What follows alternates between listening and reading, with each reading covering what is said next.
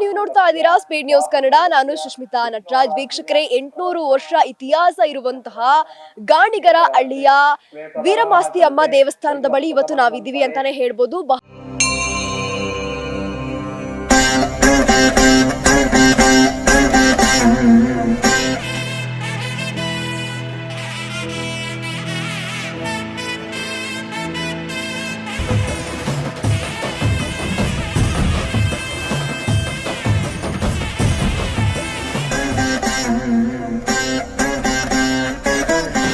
परशुरामना ताये ओ परमेश्वरी बयलु सीमेया कायो